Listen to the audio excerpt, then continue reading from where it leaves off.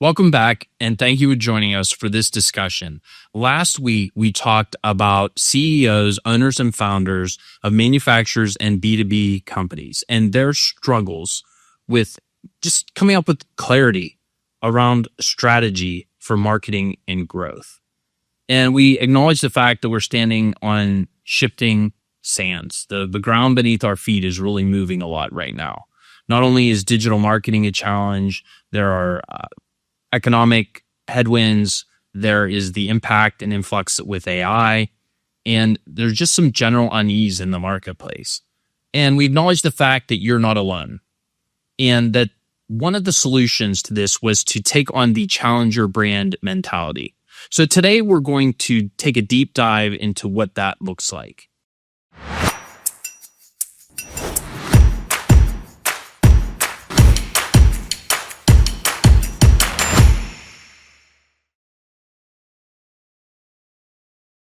So when we think about the challenger brands are ones that are not the incumbent. They are not the mega brand, the established company that's been spending $1 million a year, that has a team of 10 to 15 people or more in their marketing department, that is consistently executing across every area of their business, whether it's across their entire product and service portfolio, whether it's across their digital portfolio, meaning they have a great website, great videos, great social media, marketing automation, segmentation, really the whole shooting match.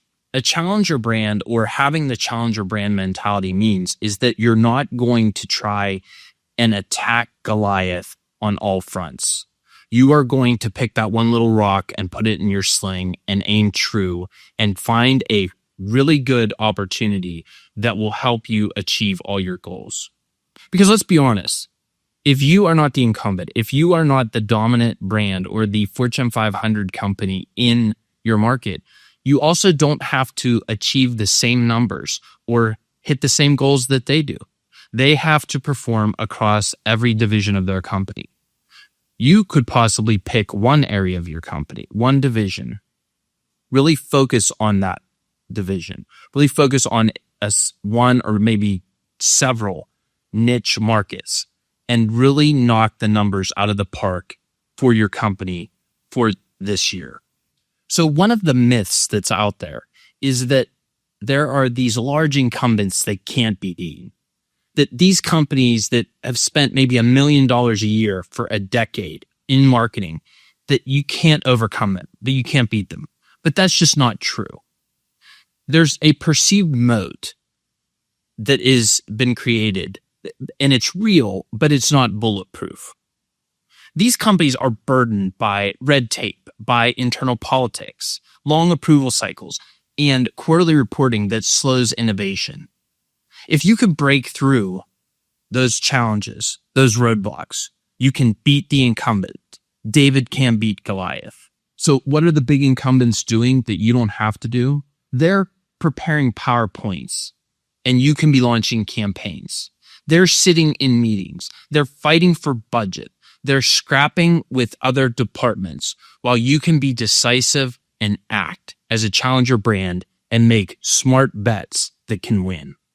There are 3 strategic advantages of a challenger brand, or of the challenger brand mentality. Number 1 is speed of execution. You can make decisions today and act on them tomorrow. That's powerful. In today's market, the speed of implementation often outpaces the size of the budget. Neil Patel says, don't try to plan everything out to the very last detail. I'm a big believer in just getting it out there. Create an MVP, or a minimum viable product or website, and launch it and get feedback from the market today. Speed to market for the challenger brand is something that is unique. You're not tied down by red tape. You're not tied by interdepartmental fights. You're not tied down by spreading budget across multiple divisions and making sure everybody gets their fair share. You can make a decision immediately and find impact and results quickly. The second thing that's indicative of a challenger brand mentality is niche market focus. You don't need to own the whole market. You just need to dominate tight verticals or serve an overlooked segment better than anyone else. And this can be defined by targeting a specific industry, a specific geography, technical specialization, or delivery model. Another aspect of niche market focus is making sure that the challenger has content that doesn't imitate the market leader. It needs to bring original thinking and fresh perspective to the problem and the solution that this market is facing. You have to be the authority and not a copycat. The same Edelman LinkedIn report we quoted earlier found that 86% of buyers favor perspectives that challenge their assumptions. And 91% want insights that uncover unseen risks or opportunities. A challenger's niche, expertise, and bold point of view are what buyers are truly looking for. They're looking for edgy. They're looking for new thinking. They don't want run-of-the-mill approaches. The third thing that challenger brands or a challenger brand mentality can really exploit is smarter partnerships. You don't need a bloated in-house team. You just need to find the right partner who's done this before. You don't need to build a department that takes recruitment, hiring, training, and team building. You can select a marketing partner that can outproduce a sluggish internal department and do it for less. A LinkedIn report on the tech challengers notes that up to 80% of these companies, these challenger companies, use agencies to get digital advertising expertise and guidance. Working with specialized partners as a common and effective strategy for companies with limited in-house resources. So, what does success look like for a challenger brand? Success doesn't mean beating the market leader on every front. It means picking your battles, picking that critical path, that most efficient journey, and threading the needle to make sure that you're winning the battles that you need to accomplish your growth goals. It means growing profitably. It means being recognized by the right buyers, employees, and stakeholders.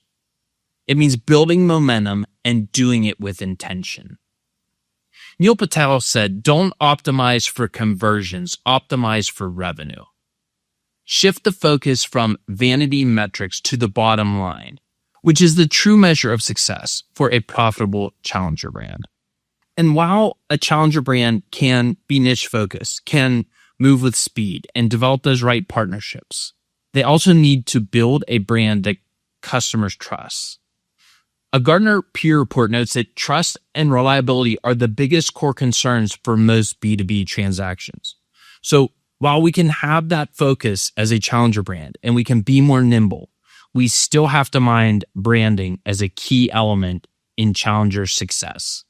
So one of the common ideas in private equity is building a moat. You don't have to build a moat. You just need to build a bridge to your buyers, to your talent, and your future. The challenger brand mentality finds the quickest path to success as opposed to checking all of the boxes in the annual plan that is so prevalent with the incumbents. The last thing we're going to talk about is risk. The real risk, and we hear this every day, is, well, I'm going to wait for things to settle down a little bit. I'm going to wait for the tariffs, for inflation, for interest rates, for market conditions to change before I address the marketing and the growth aspects of my company.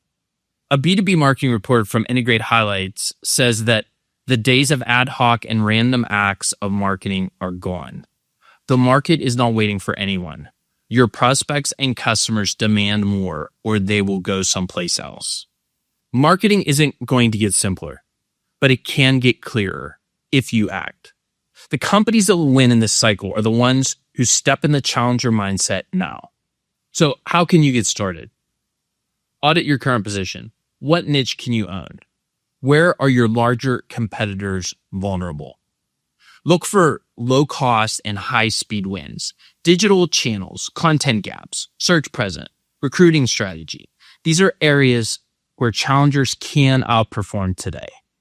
For example, 56% of B2B buyers use a web search as their first resource.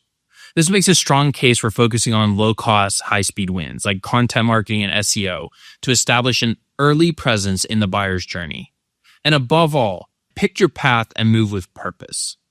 If you're that CEO who's struggling with your marketing planning, with your growth expectations, you can take on the challenger brand mentality and win by acting quickly, by focusing on niches, and by picking the right partners that can move with speed and focus down on those niches and outperform the incumbents. So in closing, being a challenger isn't a liability. It's an advantage. If you know how to use it, you don't need a massive budget or a 12-person team. You need clarity, speed, and the right focus. But that only works if your strategy is sharp, and too often, companies confuse a bunch of tactics with a real plan. In the next episode, we're going to cut through the noise and talk about what strategy actually means in a manufacturing or B2B company and how to build one that works in the real world.